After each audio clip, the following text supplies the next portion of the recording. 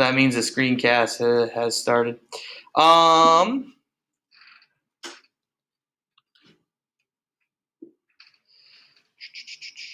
cool. So yeah, so on Schoology, you should see that there's a PDF for a reading. Okay. All I want you to do is we're going to take like 10 minutes and you're going to read the document there, like only pages 3 through 5. It says starting where you see section 3. Okay. And if you're on the cool WebEx, make sure that you do this as well. It's really like a page and a half. And then that first question tells you to write down as many themes of world history as you can. Okay. Themes of world history it'll make more sense when you do the reading, but write down as many as you can. I think we go to lunch at 12:10. So yeah, in like 9 minutes, I'm going to jump back and have some people share what they put down.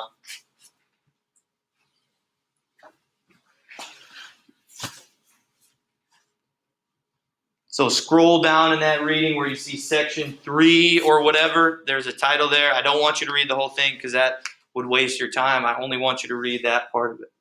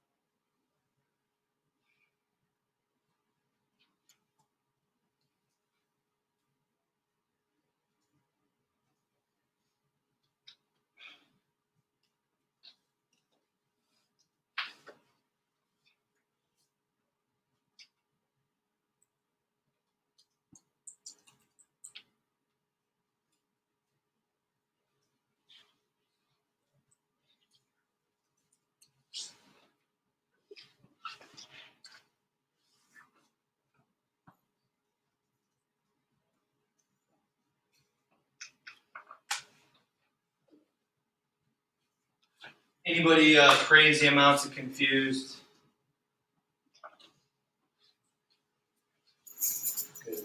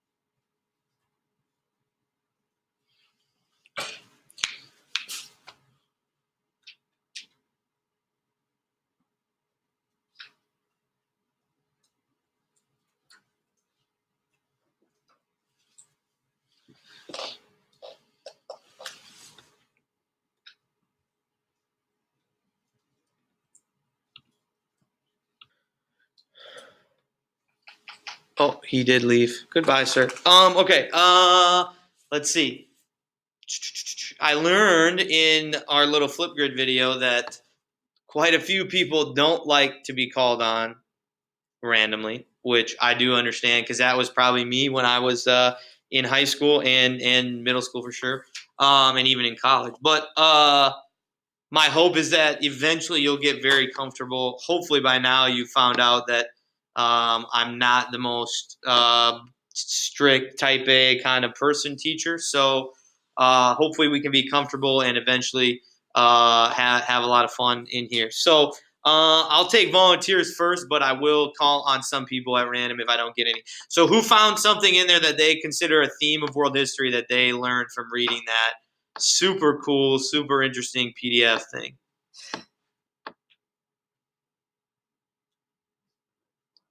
Anyone.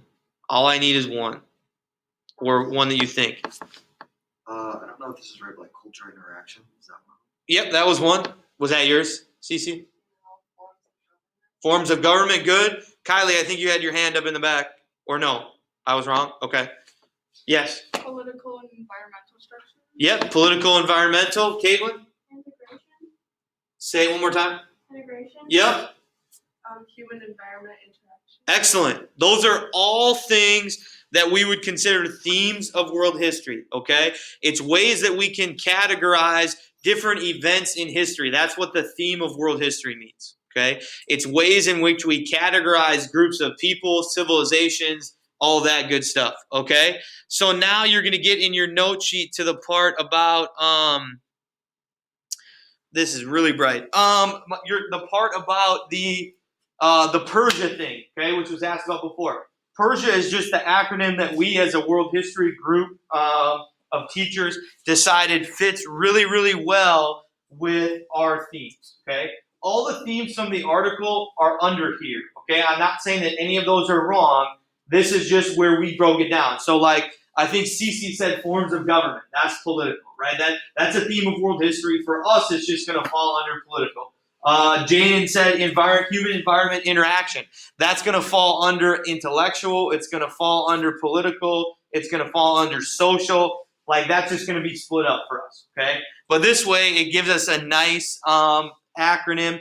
Persia is also a country, well, not a country, I'm sorry. It's an empire that we're going to talk about, so it works really well with that too. But that's kind of our themes, okay?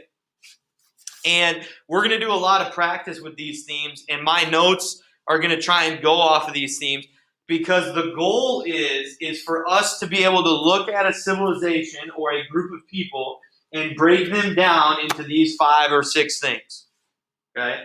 Into these 5 or 6 things. That would be our goal here pretty quick, is to do that and be able to do that. Okay? That's what each one means. I think on your notes, it asks you to put an example for each one, right? Maybe? No? Yes. Okay. That's what we're going to get to next. All right, I'm going to move on because on each of the next slides, I put the P political at the top, okay? I don't need you to write down all the questions to ask and all that stuff, okay? I really want you to focus on an example because I want you to be able to apply this to different civilizations, okay? So political, as Cece said, is forms of government. That's what all of this says here, right? Most of this is a form of government. So when we look at a political civilization, or when we look at a civilization and we try and break it down politically, we're going to look at all of this kind of stuff, okay? What kind of wars did they have? Was there a revolution? What's their law code, right? In the United States, we use the Constitution. On Monday or Tuesday, we're going to look at Babylon in Mesopotamia. They used what's called Hammurabi's Code.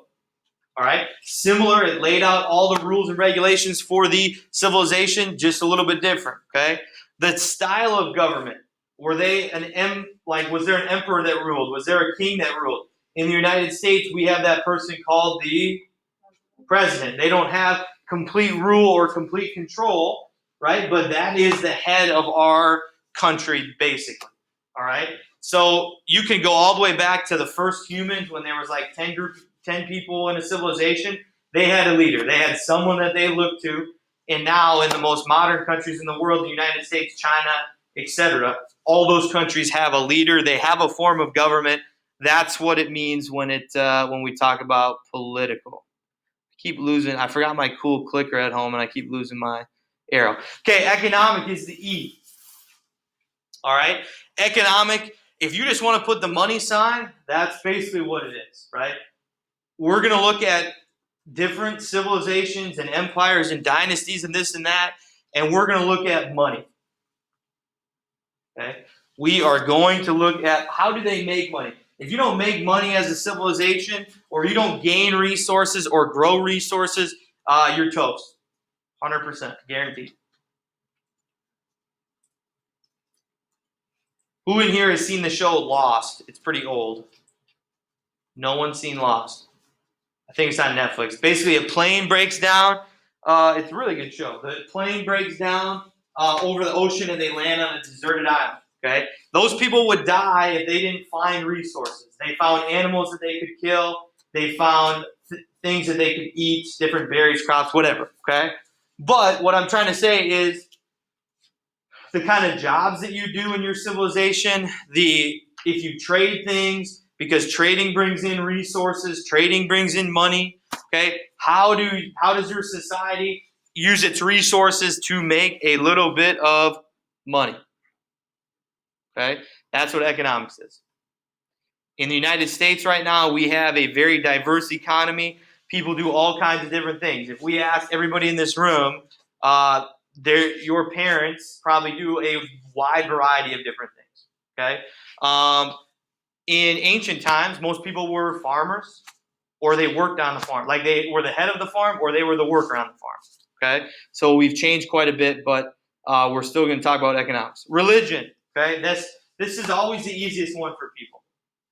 Right? This is always one of the easiest ones. What religion do they have? Who do they worship? What do they worship? Are they polytheistic? Are they monotheistic?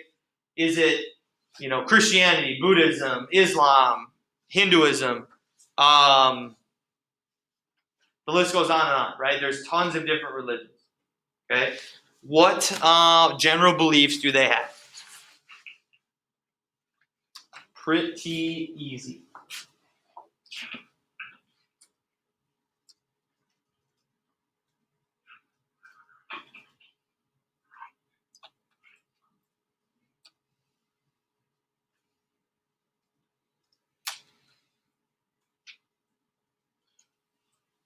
We will look at that with every civilization we cover because it is extremely important to society. Okay. Next, we have social/society. I would call it social rather than society. That was like last year, and I don't like society as well as I like social. Another extremely important part, but probably the hardest to grasp. Political and social tend to be the hardest. Intellectual, which is just inventions, and the economic and the religion tend to be the easiest. Okay, but this is extremely important to what we will do. All right, how society is organized.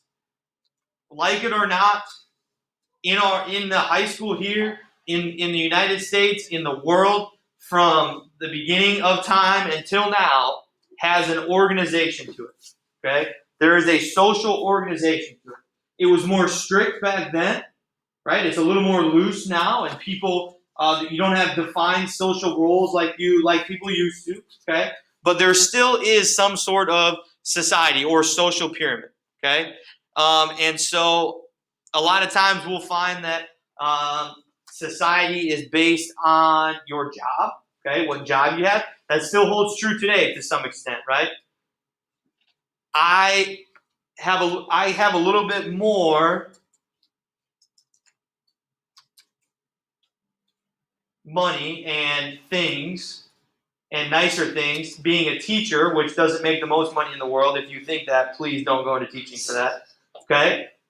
Then if I worked at McDonald's for 12 hours a week in my current state of life. Okay? So I have a little bit more social standing or social spot because of that. Okay? So keep that in mind. Okay. Next, we've got I would put inventions. Take away intellectual and put inventions. Intellectual is hard to kind of understand. But if you say it as inventions, it's a little bit easier for you. Okay, what kind of inventions were created in the civilization that we're looking at? Okay, what kind of inventions were created? What kind of technology? And we'll find that technology is a very wide range. The first couple civilizations we look at, it'll be like, man, this tool is the coolest thing ever. This little stick with a rock on it that I can hit other things with and kill things with is pretty good to my life. Ooh, we need a circle. And now you're like, if I don't have the iPhone 17 Max Pro 16 SG, I want it. Right? If this little thing can't be as fast as a computer, you're pissed and you're getting a new one. Okay, but that's all technology. Doesn't seem like technology because now we think you got to plug in something for it to be technology. But back then, technology was lots of different things. Tools, plows, all of those sorts of things. Okay? Those are all our inventions. You can skip that part. I'm sorry, I should have said that earlier, but these are really the things. Those are just examples of inventions, right? We'll talk about the Model T car. We'll definitely talk about the cotton gin before the year's over, but that's more of a third try thing.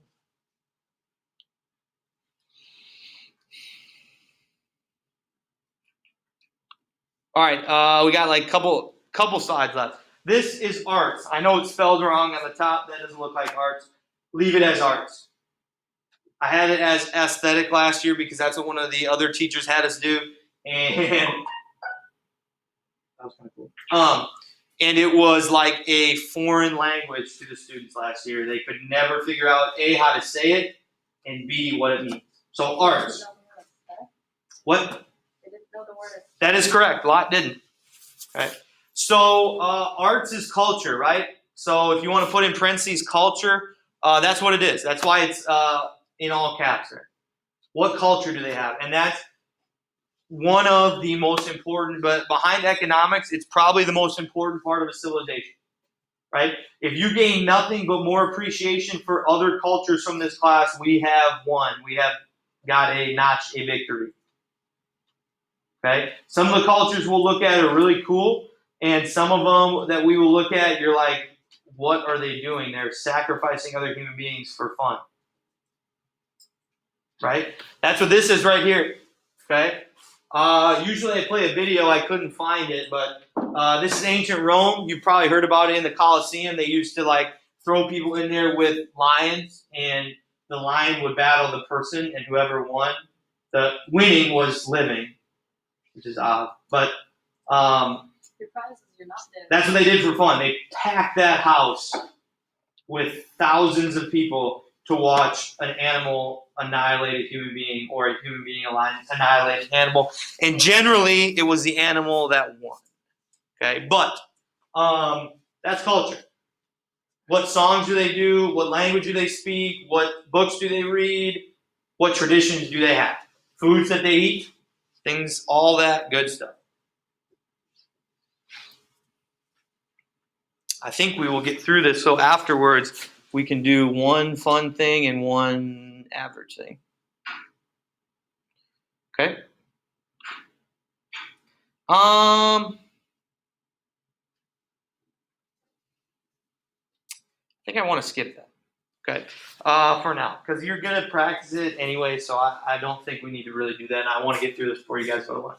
Okay, these are what I'm going to call our realities in history. Okay? I will use that word a lot, just reality, because I don't know why, but these are like things that they happen in history. That's a reality. It is going to happen. We will see it happen. It's true for almost every group that we cover. All right? And I think this is like your last thing on your notes. Is that? Am I wrong? Yeah. Okay. So these are the ones. Okay. These are the realities that I want you to get into your head like now. Okay. Like today. Okay. Cause and effect relationship. All right, every event that we have has a cause and it has an effect. We're going to start right away with that tomorrow or Monday. All right, we're going to start right away with it. Everything has a cause, everything has an effect. The first agricultural revolution. Okay, finally, people they went out, and it was like if we were to go out and just search for berries and animals to eat. That was hunting and gathering. Finally, somebody had the good idea, why don't we grow our own food? That way we don't have to spend as much time and effort going out and finding stuff. And then the one person who came up with that idea got most popular in the town. Basically. And then the effect is people now have a more stable food source, right? Everything has a cause and everything has an effect. World War I, World War II. I'm running out of examples, which is horrible, but Civil War, whatever it may be, okay? They all have a cause, they all have an effect, and that's how we're going to look at things, all right? Number 2, power is most important in the world, okay? All these people, all they want is power, so they're going to do whatever they can to get it. They're going to kill people, they're going to try and rise that mountain to be the emperor. They'll do whatever. Did you guys read Julius Caesar last year as 9th graders?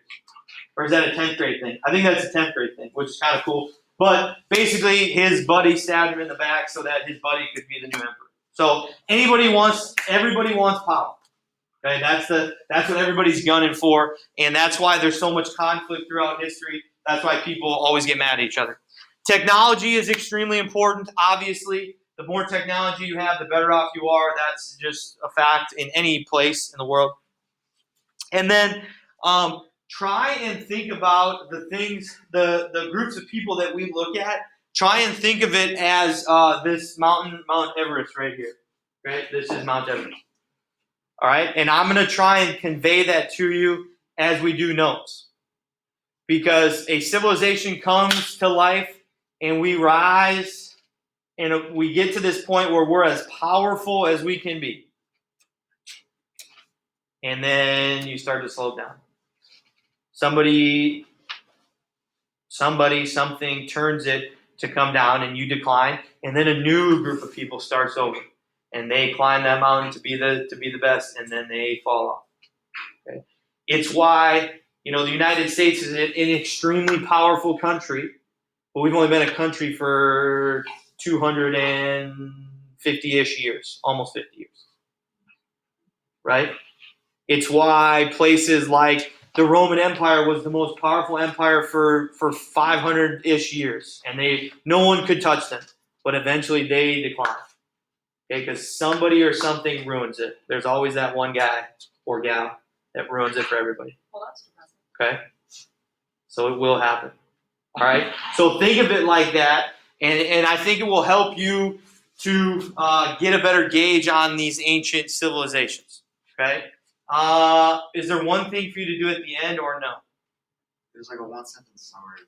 Okay, skip that. All right. So you can go ahead and turn that in. All right. And then